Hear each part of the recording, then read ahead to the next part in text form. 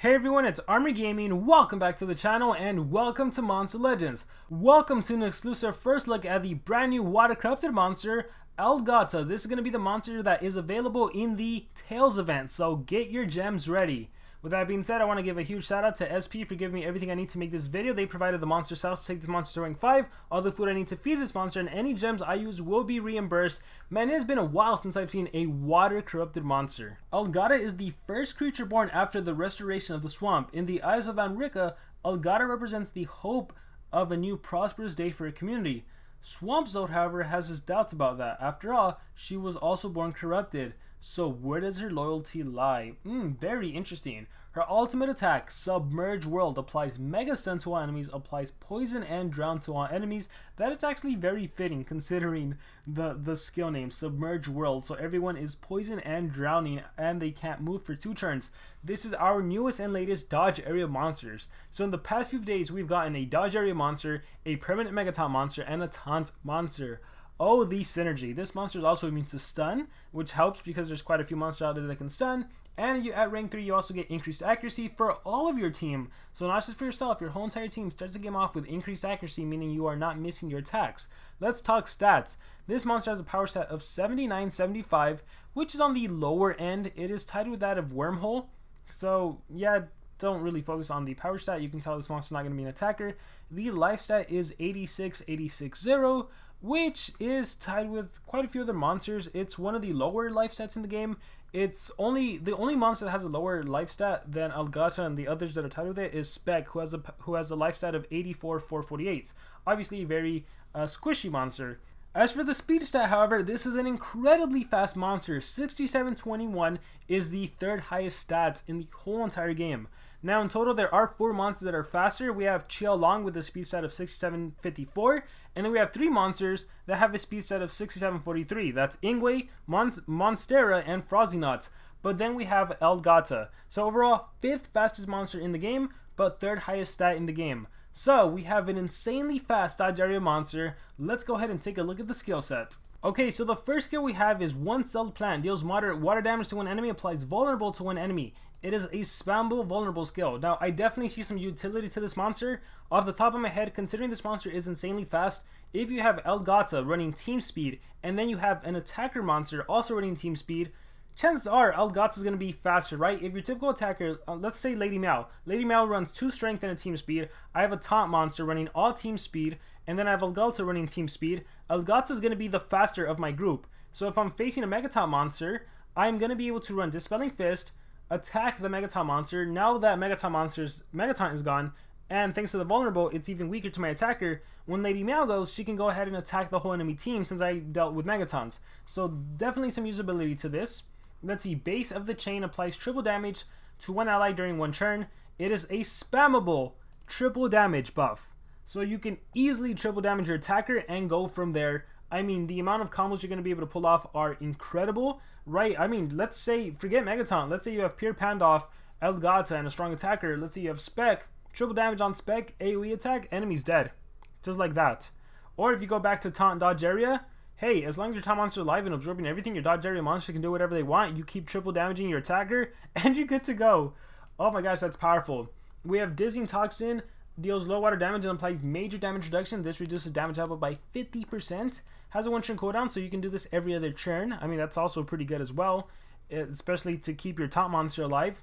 You have Bubble Whirlwind, applies damage boost and precision to all allies, requires cooldown. So damage boost, pretty straightforward, 50% damage increase and increased accuracy. You will not miss any of your attacks, also on a 1 turn cooldown. Oxygen Refill applies triple damage to all of your allies during 1 turn, applies stamina regen to all allies as well. So triple damage, I mean, you might be thinking like, what's the point of it? If it has a 3 turn cooldown and a high stamina cost, it's that stamina regen. The fact that you can give your attacker also a stamina regen is great. There's so many attackers out there that once they get stamina drained, well, unless they have another ally to help them out, they're in trouble. They're going to have to waste their turn recharging. Well, thanks to the stamina regen, that's off the table. Now they're going to be able to recover stamina in case they got drained from a Nabaline's trap or a shield or whatever, and then they have triple damage buff. That is pretty good as well. We have Dioxide Release, deals moderate nature damage, vulnerable, and poison to all enemy monsters. Now the whole enemy team is going to be hit with vulnerable. You have a skill that I really like, because this cleanses, this removes all negative effects and applies double damage. Going back to my example of not running a Megaton monster, let's say it's just a pure Pandoff play with Agata and someone else. Let's say the enemy is somehow, some way able to deny your attacker. Right now your attacker is susceptible. Your attacker got possessed. Your attacker is going to attack your team. But remember, Agata goes before your attacker, so then you cleanse the deny, you cleanse that possession, and they get double damage. Now they're free to attack the enemy. That is a powerful, powerful skill. And then we have Incapacitating Toxin, which deals heavy water damage to an enemy and applies total damage reduction to an enemy. So you single target that monster, you single target is not going to deal any damage. In my personal opinion, I prefer that over the AoE major damage reduction. But this monster is not here to major damage reduction the enemy. This monster is here to buff your attacker, so your attacker can annihilate the enemy, and in case for whatever reason you can't do that, that's when you single total damage reduction. So in terms of a skill set, I would say run Base of the Chain, also because it has a 0 cooldown. That's so useful. We are going to run the total damage reduction skill. We're going to run the more important ones I would say are, where is that buff? So Breathing Recovery, Base of the Chain, we're going to run the total damage reduction skill in case we need it. And I would say I really enjoy, let's see, what are we going to run? I really enjoy applies vulnerable to an enemy. Again, it has its uses. We have the other AoE. I think you can do without it. Oxygen refill. I think you're gonna have to make a choice.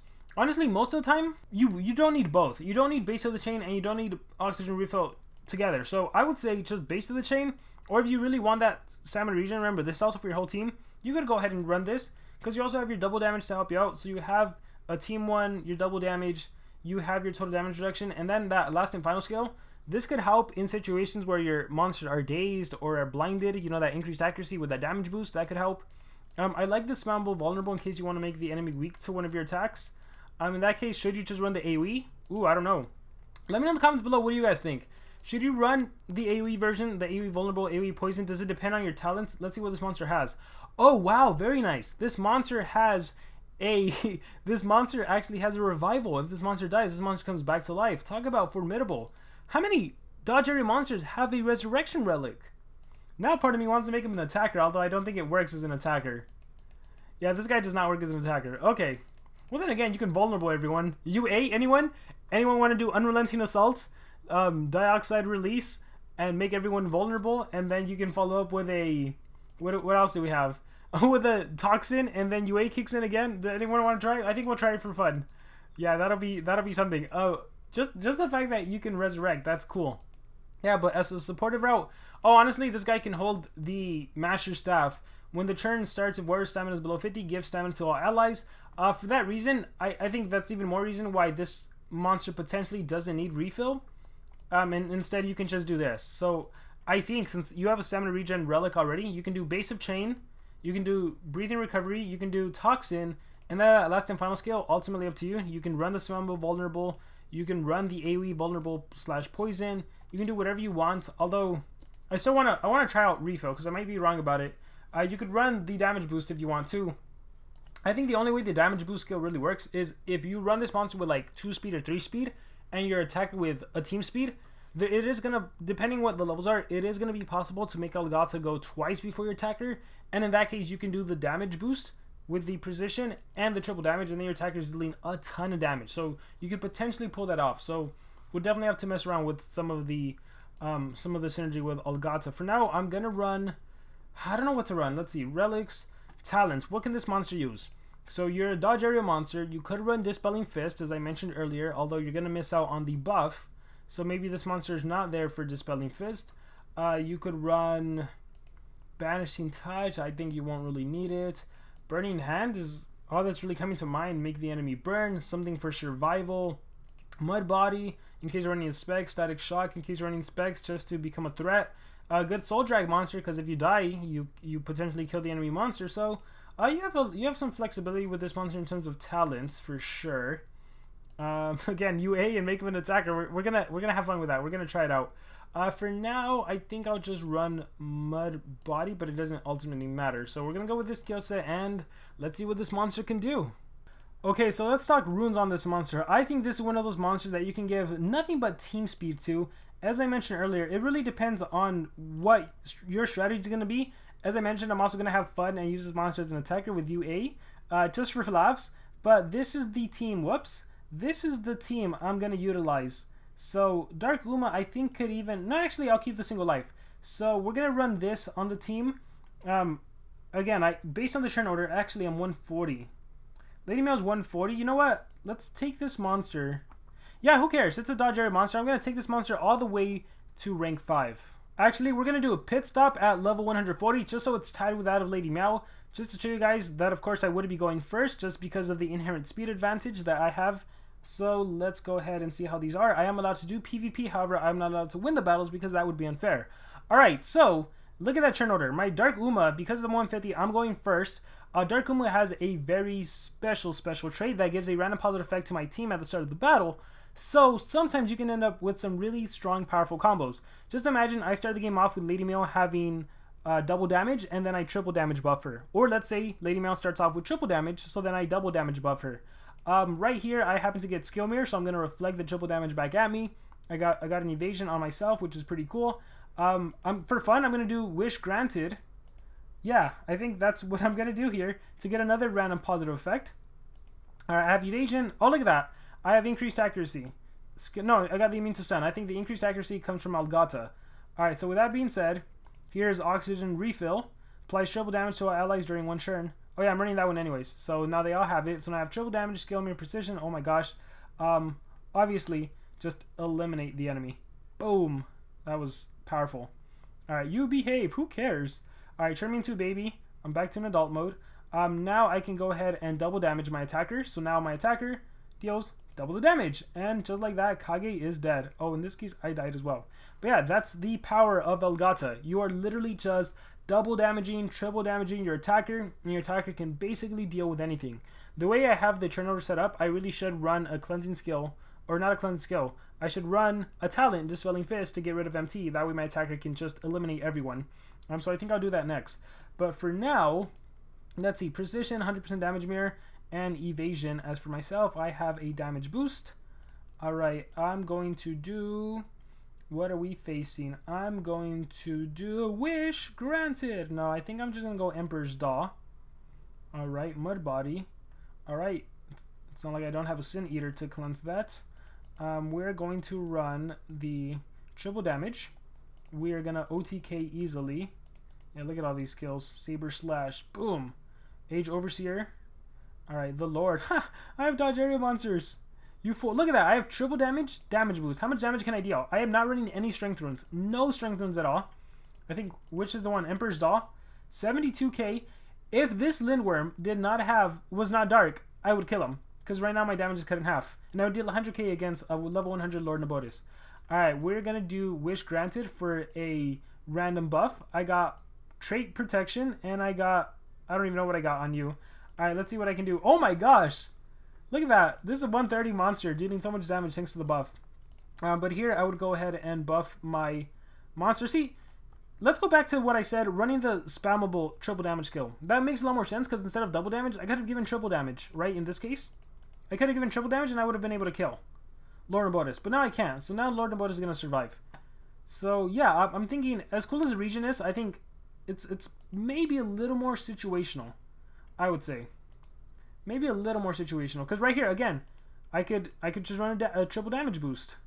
Now, of course, I'm not doing my AoEs and I'm not trying to win because I'm purposely trying to lose, but you know, just some food for thought. All right, let's try this out now. So my Dark Uma, I know for a fact will always be able to use Dispelling Fist because the skill deals damage and it has a 0 cooldown. So even if I get hit with CDA, I know for sure I'll be able to use it. So it makes a lot of sense. As for these guys, let me try running, instead of Oxygen Refill, let's do Base of the Chain, and everything else, I think it's fine the way it is. And let's try this out. Let's click Fight, and let's see how this battle goes. Let's see. Fight. Ooh, Dodge Area Taunt. Alright, let's click Fight. Got hit with a Karma, I don't even know. Let's see. Positive Effect Protection, and look! As I mentioned, with Dark Uma, I already have that double damage buff. Ooh, that is scary.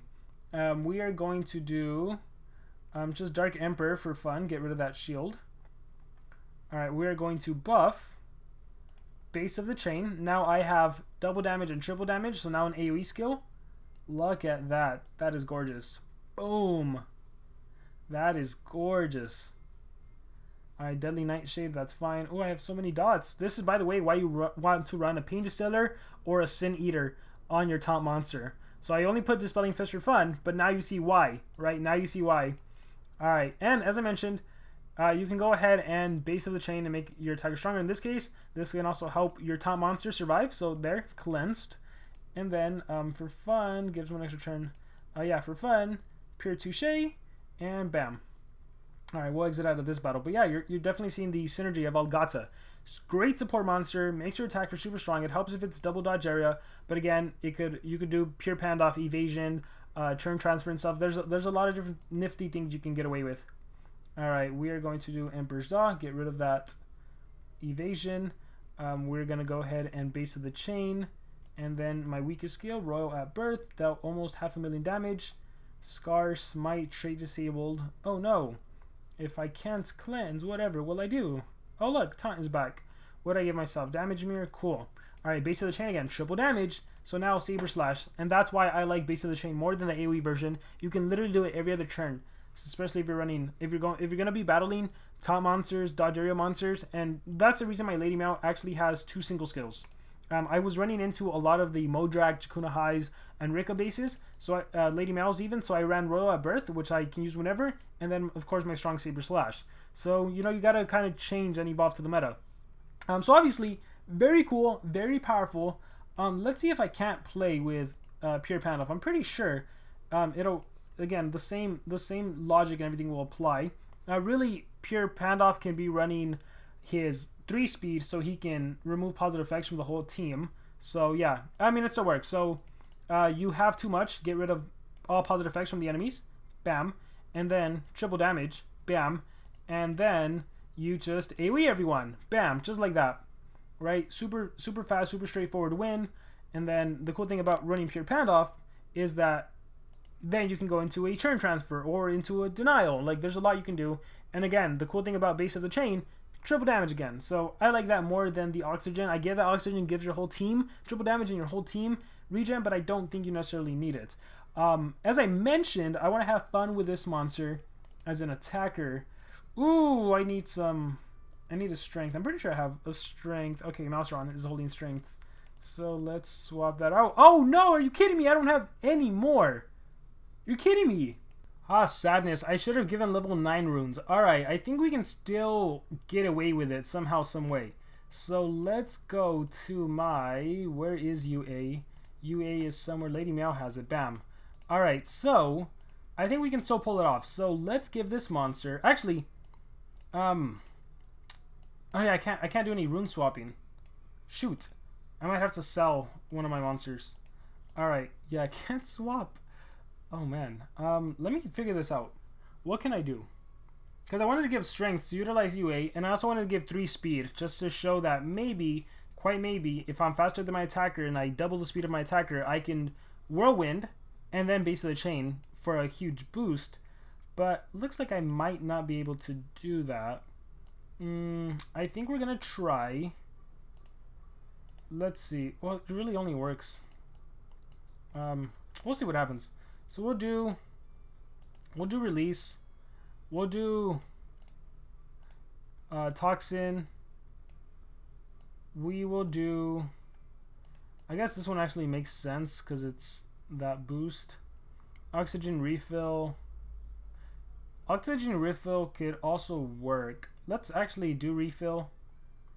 Alright, there we go. We'll try this skill set out. We'll see what happens. I'm not entirely sure what I'm expecting to happen, but I just need to be able to trigger UA, and since I'm level 140, I'm pretty sure I'll be able to trigger UA. So this is more for fun than anything.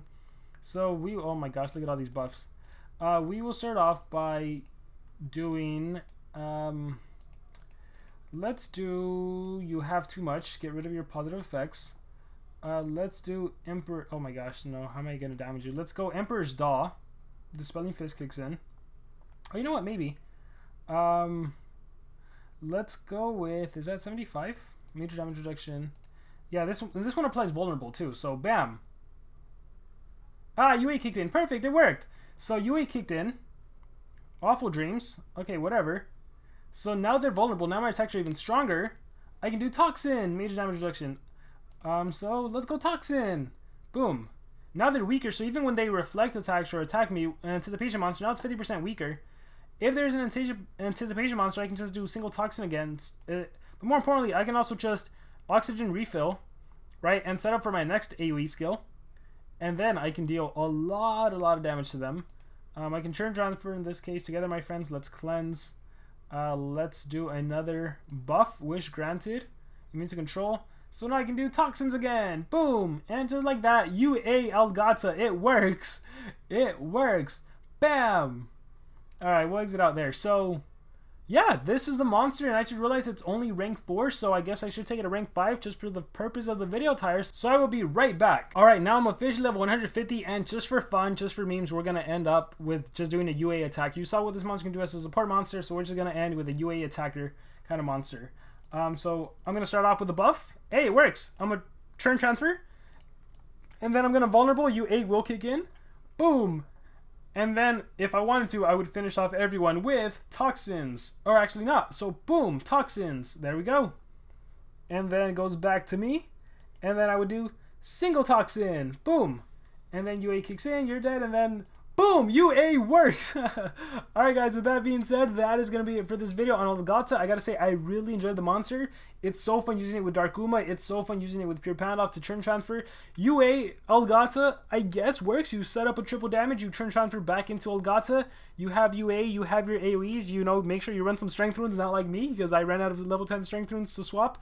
So, that being said, I hope you guys enjoyed. Let me know what you guys think about Agata in the comments below. Thank you very much, and remember to subscribe.